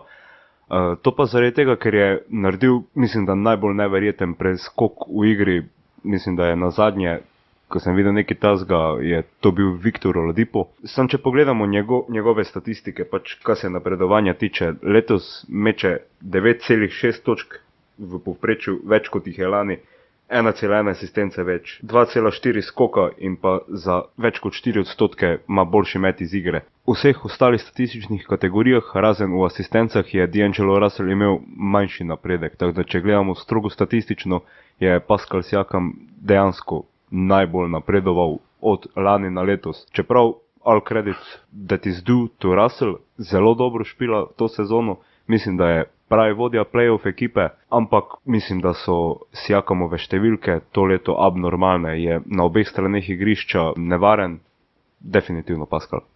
Ja, mislim, jaz bi v bistvu, kar se tiče Pascala, bi jaz raje nekaj drugega rekel, da je on je v bistvu že lani zelo dober igral. Samo razlika med lani in letos je v minutaži. Pač. Letos je dobil bistveno večjo vlogo v Torontu in posledično so zato njegove številke skočile v nebo. Res. Zdaj jaz verjamem, da če bi že lani dobil podobno vlogo, da bi že lani imel podobno sezono, kot ima letos. Zaradi tega je pač moj glas šel D'Angelu, ne toliko Pascalu, čeprav se strinjam, pač fantastičen igralec, izjemno je pokazal svoj talent tudi na obeh straneh parketa in sem tudi njegov fan, kar se tega tiče. Ampak ja, no, ravno to je bil nekak ta moj jeziček na tehtnici, da v bistvu oni že lani igral na približno podobnem nivoju, vendar z bistveno manjšanim minutažo kot pa letos. Je pa res, da letos igra v boku Kavaja Leonarda, ne? In to mu zame veliko dotika v žogu. Isto Kyle Lowry, tudi sedaj Marc Gasol. Glede na firepower ekipe, ki jo ima Toronto, Pascal Siakam s odličnimi procenti prispeva k zmagam ekipe. Ravno zaradi tega, ker je pač ogromno igralcev, ki hočejo žogo, ki hočejo metati in med temi vsemi je dominanten. Ja, ampak dobro, to je tudi to, ker on v bistvu ne rabi žoge v svojih rokah, on je tisti, ki samo zaključuje na koncu po podajah, ne, tako da pač zdaj, če igraš moštveno košarko, kar Toronto počne, je potem dovolj, bom rekel, priložnosti za zadetke za vse igralce. Tudi če D'Angelo Russell dobi nagrado, oziroma tudi če jo Pascal Siakam dobi, mislim, da noben je ne bo dobil nezasluženo. To pa mislim, da se lahko oba strinjava, ja. Pravzaprav verjetno je to tudi glavno vprašanje, sem bojo kar pustil, da predebaterata, ker edino vprašanje je verjetno, ali bo na koncu dobil Siakam ali pa Russell. Med kandidati, tistimi najbolj izpostavljenimi kandidati, sta verjetno še Sabonis in Vučević. Oba sta igrala v uspešnih ekipah, oziroma ekipah, ki so presegle pred sezono zastavljene cilje in bila verjetno med najbolj zaslužnimi, neverjetno, ker bila med najbolj zaslužnimi za ta presežek. Predvsem pri Sabonisu seveda po poškodbi Oladipa je še vedno Indiana odlično igrala in tukaj je Domantas Sabonis sklopi bil eden izmed tistih stabilizacijskih faktorjev in bo letos si prislužil lepo pogodbo poleti. Nikola Vučević pa prav tako v pogodbenem letu, pogosto je tudi to tisto, kar morda vpliva pri tem napredku igralcev, če gledamo, kar dostikrat se znajdejo igralci, ki so v pogodbenem letu v teh pozicijah, ker so seveda toliko bolj motivirani in... Sam spomnite se Miamija, ne? Miamija? Miamija, ja, v pogodbenem letu. Ja, Dion, JJ, itd. Ja, potem pa seveda leto in pol niso več igrali, ker so bili poškodovani in dobili denar, ki so ga želeli. Tako da ja, ampak o Miamiju Blaž sva dovolj povedala v naslednjem podcastu, ki ga boste lahko slišali, tako da če hočete slišati kakšno bolj ostro kritiko Rileyja, potem naslednji podcast. Ampak tukaj, kot sem dejal, Siakam in Russell glavna kandidata, Vučević in Sabonis verjetno na koncu, tretji, tretji, to je edino vprašanje. Jaz bi verjetno zaradi tega, ker je Toronto vendarle redni del sezone končal na prvem mestu, dal rahlo prednost Siakamu. In že spet tukaj je tisti faktor, ki smo ga recimo omenjali že pri nagradi za najbolj koristnega igralca sezone, z najboljšega rukija, tudi konstantnost. Je bil bolj konstanten Siakam skozi celotno sezono, medtem ko Russell je sezono že spet začel slabo, potem pa je imel izjemen niz, s katerim je pravzaprav prišel tudi, kot si dejal Blaž, na All-Star tekmo letos prvič in kot najboljši igralec, eden od dveh najboljših igralcev Netsov, tudi popeljal to moštvo po dolgih letih suše zopet v končnico, kar je pa za njih skoraj da uspeh podoben kot prvo mesto za Toronto, ampak verjetno je tista konstantnost faktor, ki bo na koncu tudi pretehtal v korist Siakama, ampak ja, tako kot pri najbolj koristnemu igralcu leta, tudi tukaj razlika ni tako velika, da bi recimo lahko rekli, to sta pa tudi vidva se na koncu strinjala, da en ali drug igralec bi bil recimo okraden v primeru tega, da ne dobi nagrade, kar bi recimo lahko rekli v primeru tega, če Lou Will ne bi dobil nagrade za 6. moža ali pa Luka nagrade za najboljšega novinca. Poglejmo zdaj še na tisto drugo stran parketa, kjer se igralce včasih celo malce zanemarja, ampak brez teh najboljših obrambnih igralcev seveda ni uspeha in to tudi na koncu vedno vidimo, ko gledamo najboljša moštva lige, so vsa tista, ki imajo odličen napad, vendar na drugi strani tudi odlično obrambo oziroma nasprotnikom dovolijo najmanj točk. Skoraj da po pravilu velja, da tista moštva, ki so med najboljšimi 5 ali pa najboljšimi 10 v obrambi in napadu, so tudi moštva, ki veljajo za kandidate na koncu za recimo finale konference ali pa tudi končno finale. Pri nagradah, predvsem teh individualnih, se pa pogosto obramba malce zanemari, predvsem pri All-Staru, vemo, ker je Rudy Gobert letos jokal, ker ni bil izbran in tarnal nad tem, da preprosto obrambe ne cenijo dovolj. Pa morda bomo tukaj potolažili, če tako rečem, Rudyja Goberta, ne vem, ga morda vidva predlagata za, to je zdaj to vprašanje, kdo je zavajal, najboljši obrambni igralec lige v tej sezoni bil? Gobert, ampak to zaradi celotne sezone, bom rekel pač, da je Gobert zame pač Defensive Player of the Year, ampak to samo zaradi tega, ker je pač odigral večji del sezone kot pa Paul George, ki je letos izjemno dvignil nivo v obrambi in bil tudi na začetku sezone, prav zaradi svoje obrambe, tudi seveda odličnega napada, eden izmed tistih glavnih, če ne v bistvu glavni mož Oklahome, potem pa tista poškodba in potem na koncu tudi nekoliko padec v formi. Zaradi tega je on v bistvu pri meni na drugem mestu, na prvem mestu pa Rudy Gobert, ki v bistvu že nekaj sezon sedaj konstantno kaže izjemno dobre predstave v obrambi, predvsem ta gibljivost, kako lahko pokrije več pozicij, ko je pa to potrebno, branjenje pick and rolla in tako naprej. Dejansko, če želiš nekomu pokazati, kako mora igrati center obrambo, pač pokažeš Rudyja Goberta. Mislim, da bi v to debato mogli vključiti še Giannisa Antetokounmpa, zaradi tega, ker je najboljši obrambni igralec v najboljši obrambni ekipi v ligi. Vendar glede na to, da ima Utah neprimerno slabši napad od Milwaukeeja, pa so vseeno playoff ekipa, se pravi v bistvu svoje zmage pridobivajo skozi obrambo, mislim, da je definitivno Rudy Gobert Defensive Player of the Year. Torej, tukaj se oba dva strinjata. Ja, Giannis je verjetno tisto ime, ki ga lahko dodamo še tej bitki. Paula Georgea je blaže omenil. Tudi Joel Embiid bi verjetno spadal med kandidate, ampak tukaj gre verjetno za podoben argument kot pri Paulu Georgeu.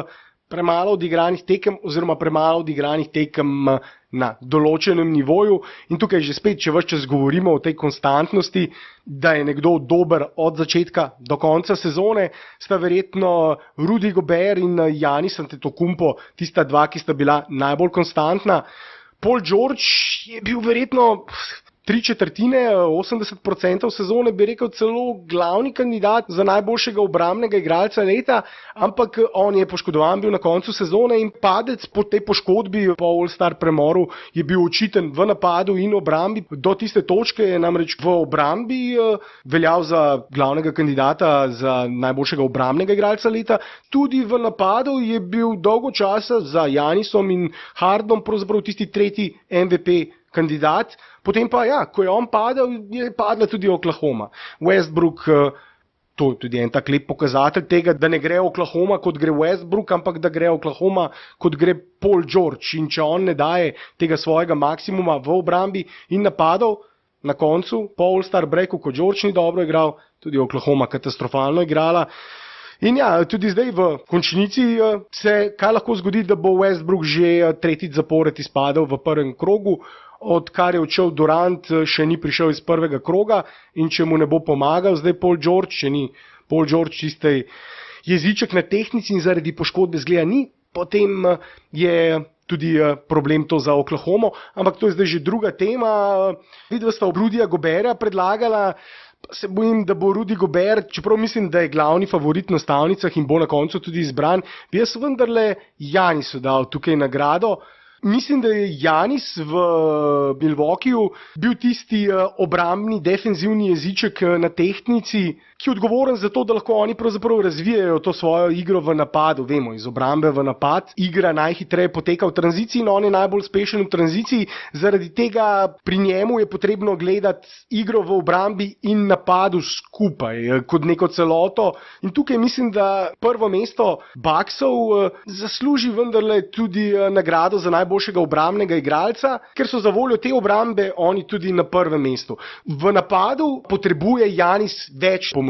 Potrebuje strelce, ki dobro mečejo, tudi centra, ki dobro meče za 3. V obrambi je pa Giannis tisti, ki prevzema vse položaje, ki pokriva vse položaje, ki skrbi za pokrivanje igralcev v tranziciji in ki pomaga tudi v igri na postavljeno obrambo pomaga pri prevzemanju, pomaga iz te tako imenovane weak side strani, je tisti igralec, ki podvaja iz bloka in vse to počne na izjemno visokem nivoju in je bolj multifunkcionalen obrambni igralec kot Gobert, ki vendarle, recimo, če ostane sam na branilcu na zunanjem položaju, hitro zapleše, dobro pokriva pick and roll, kot si ti povedal, Blaž, ampak predvsem tisto, kar je bolj pomembno pri Goberju in kar pogosto počnejo v Utahu, je, da vse igralce nekako usmerjajo proti njemu in preprečujejo mete za 3 točke, dovoljujejo mete iz pol razdalje, mete pod obročem, tam pa potem prevzema seveda Gober in kraljuje v tem prostoru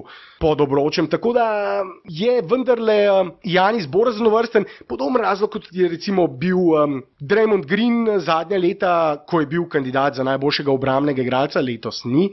Ampak podobno vlogo upravljal, mašil luknje, popravljal napake soigralcev in bil tisti igralec, ki je lahko od 1 do 5 dejansko, lahko vidiš napad, kjer po enem napadu praktično prevzema 4 ali pa včasih celo 5 igralcev, rotira in odlično pokriva. Tako da mi bo kdo pariral. Mislim, da imaš po eni strani point, zato ker Giannis lahko pokriva 1 through 5, pa mislim, da je v tej dobi košarke, ko se igra okoli črte za 3 točke, je dosti bolj pomemben obrambni igralec, mogoče od Goberja, če se whole package gleda zaradi tega, pač ker lahko pokriva več pozicij, branilci pa Rudija verjetno lahko malo bolj eksploitajo na zunanjih položajih. Pa sem te prepričal, da si se premislil. Mislim, premislil, ne, ampak Pač itak Gobert bo dobil za Defensive Player of the Year, zaradi tega, ker bo Giannis dobil za MVP-ja in pač Volk Seed, koza cela in to je to. Nisem prepričan po samo to. Samo pa zanimivo, da se zna zgoditi, da bo Defensive Player of the Year nekdo, ki ni prišel na All-Star tekmo.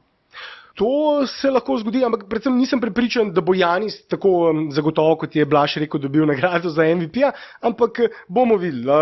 Mislim, da še vedno, kot sem dejal, mislim, da pri MVP-ju so stvari bolj tesne, vsaj zame, kot pri tej obrambni nagradi. Lahko je pa tudi, da pride do te kompenzacije na nek način. Dobro, Giannisa, če glasujem, recimo novinar, razmišljam tako, glasuje za MVP-ja Giannisa, pa potem pri obrambnem igralcu, zaradi tega, ker je Giannisa glasoval že za MVP-ja in verjetno je eden izmed razlogov njegova obramba, tudi seveda že pri tem MVP-ju, potem pa kompenzira pa reče, da ne bo joku spet. Vemo, kako je Rudy Gobert joku, mislim, zelo igralsko je izpadlo, ti si bilo tako zelo.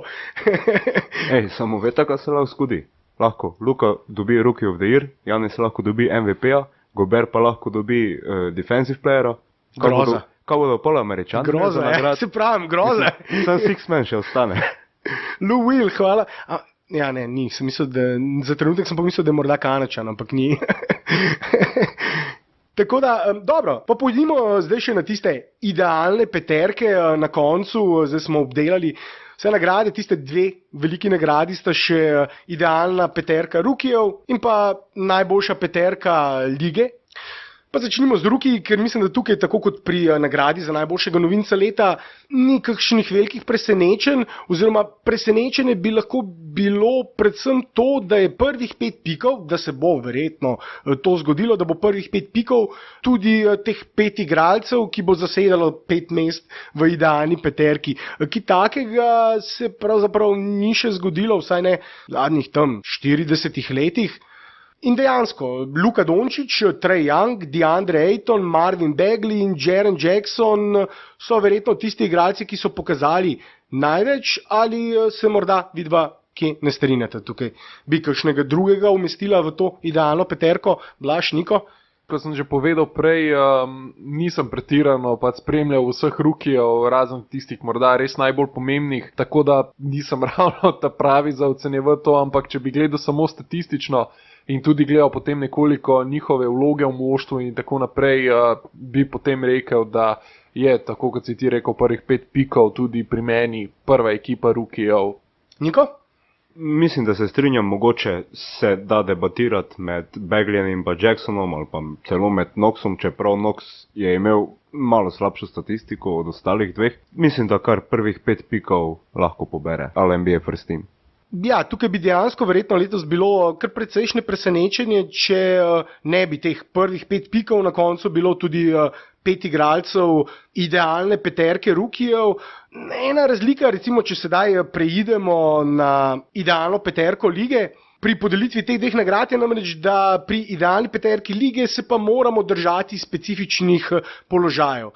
Tega vemo pri izbiranju all-star igralcev, tudi pri idealni ruki peterki ni potrebno, da daš na pozicijo 5 prav centra, lahko daš samo enega visokega igralca, tudi krilo konec koncev. Pri All-NBA ekipah je pa zanimivo, vemo, podeljujejo na koncu nagrade za 3, ampak bomo mi najprej samo prvo, pa če vam pade potem še kakšna rezerva, povejta, ki se potem seveda uvrsti v drugo ali tretjo peterko.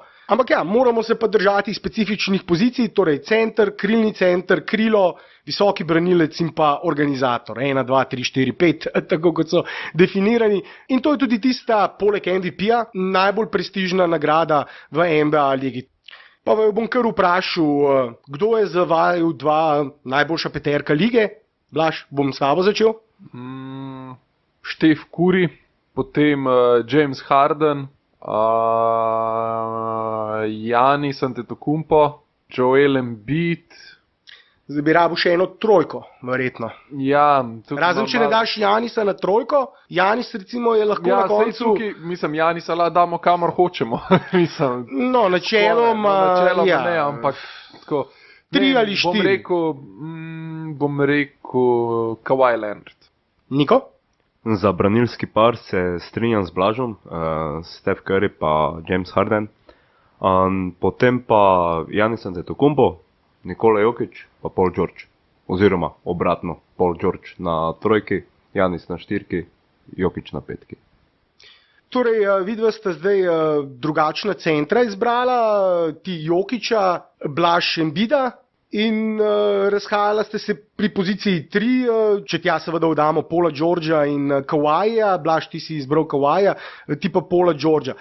Steph Curry in pa James Harden, tukaj nimamo kaj za razmišljati. Oba branilca sta največ pokazala v tej sezoni. Steph Curry je še vedno ni najboljši igralec Golden State Warriorsov, to je vendarle Kevin Durant, je pa najbolj pomemben igralec Golden State Warriorsov, igralec, brez katerega oni praktično ne morejo razviti te svoje značilne igre. Ja, če sem jaz Steve Kerr, sem rajši, da se mi Durant poškoduje, ko pa Steph. Če že moram izbirati, seveda.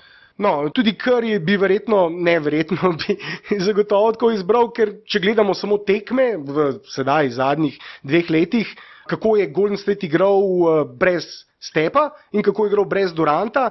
Brez Duranta imajo precej več zmag kot porazov. Brez Stepa Curryja imajo v zadnjih 2 letih več porazov kot zmag. To verjetno celo najbolje ilustrira, kako pomemben je za njih.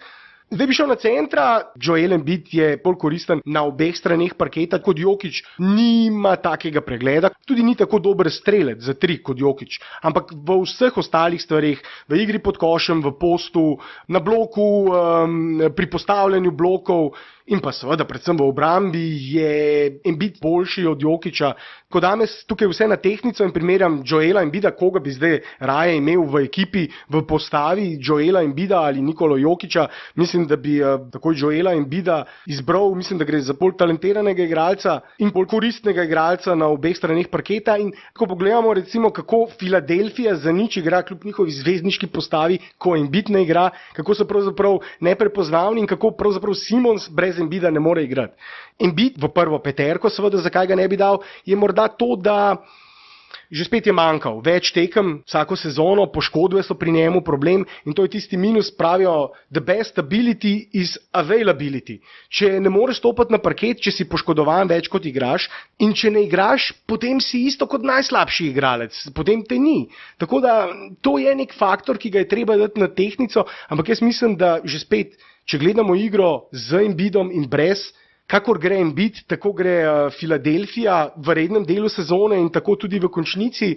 Pa da ne bom zdaj predolg, Giannis Antetokounmpo, seveda omenil sem Steph Curry, James Harden, Giannis Antetokounmpo, Joel Embiid. Edino vprašanje pri meni je tukaj zdaj na trojki, vidva sta se tukaj razhajala, ti si rekel Blaž Kawhi, ti si rekel Paul George, Niko, Kevina Duranta ne bom dal v prvo peterko, jaz bi ga samo omenil še kot igralca, o katerem sem razmišljal, ravno tukaj na trojki, je bilo pri meni zdaj vprašanje Kawhi ali Kevin Durant, ampak sem se na koncu odločil za Kawhija in zdaj bom ta argument, ki sem ga uporabil danes že parkrat, konstantna. Kawhi od začetka do konca na določenem nivoju, minus pri Kawhiju je to, da celo sezono ni igral back-to-back tekem. In to je tisto, kjer gledamo po pravilu, kjer igralci igrajo najslabše, vemo, so najbolj utrujeni, najslabše odstotke imajo, to so tekme, kjer se jim kvari statistika. In on celotno sezono ni igral takih tekem, na koncu je igral par tekem več kot LeBron. LeBrona sploh nismo o njemu govorili, za razlogom, ampak ko so Lakersi igrali, preden se je LeBron poškodoval, so bili na 4. mestu zahoda. In LeBron je končal z boljšo statistiko kot Kawhi sezono. Pa nismo o njem sploh debatirali. Mislim, da upravičeno, zdaj tukaj bi lahko v Lakersih in razlogih za to debatirali 3 ure, ampak to je stvar drugega podcasta. In zakaj seveda to zdaj tako nekako predpostavko dam, preden povem? Zato, ker Kawhija dam na to trojko, mislim, da če bi jaz delal ekipo, bi Kawhija dal in upal seveda, da bi igral tudi back-to-back tekme. Zdaj, to sezono jih ni, treba je na podlagi tega, kar je naredil, upoštevati, ampak mislim, da je več naredil in že spet, ne bom zdaj govoril v končnici, ampak brez njega bi Toronto izpadel v prvem krogu, tudi če bi imel še vedno DeMarja DeRozana. To je naredil v 3 letih in to bi se zgodilo tudi zdaj, pa ne bom sploh o tem govoril. Mislim, da tudi v rednem delu sezone bi bili slabši, precej slabši brez njega. In je pokazal in naredil dovolj, da je dokazal, da sodi med najboljše igralce na krilu. To sezono, po mojem mnenju, je bil boljši od Paula Georgea in Kevina Duranta. Zdaj, a bomo zaključili na tej točki, Blaž prikimava? Mislim, obdelali smo zdaj, jaz se v druge pa tretje peterke ne bi spuščal, ker debatiramo še 5-6 ur o tem, kdo bi koga kam dal, ker dejansko potem druga in pa tretja peterka je že skoraj, da mečeš kovanec, koga boš postavil. Zagotovo te, ki so zdaj izpadli, iz tega grejo potem v... drugo in tretjo in pač koga daš v drugo, koga daš v tretjo je praktično metanje kovanca. Tako in zagotovo, mislim, ko govorimo o Kyrieju Irvingu, Damianu Lillardu, Walkerju, Russellu Westbrooku, morda tudi zaradi triple-dubla, se pravi branilci, ki bi bili uvrščeni niže, niti približno ne moremo reči, da so imeli boljšo sezono od Stepa Curryja ali Hardna. Krilo smo podebatirali, centre smo predebatirali, tukaj je že spet tista tretja peterka, potem kakšen Anthony Davis se tukaj najde, ampak že spet potem iste debate, koliko je igral. Tako da tukaj bi lahko res še pol ure, pa da ne bomo predolgi v tem podcastu, bomo to prihranili za kakšnega od prihodnih. Pa se vama zahvaljujem, Blaž, Niko, za ta pogovor. Upam, da bo poslušalcem zanimiv in upam, da se še kdaj v tej razširjeni zasedbi, če bo morda tudi poslušalcem bolj všeč, nam lahko to povejo v komentarjih, se lahko potem tudi zopet dobimo. Tako da hvala in lep pozdrav obema. Bi še kaj povedala, se poslovila, da ne bom jaz tisti... Dio, Matej. Hvala ti za povabilo, pa upam, da še kdaj kaj takega podobnega naredim. Nedvomno, lep pozdrav vsem in se slišimo. Adio. Čau.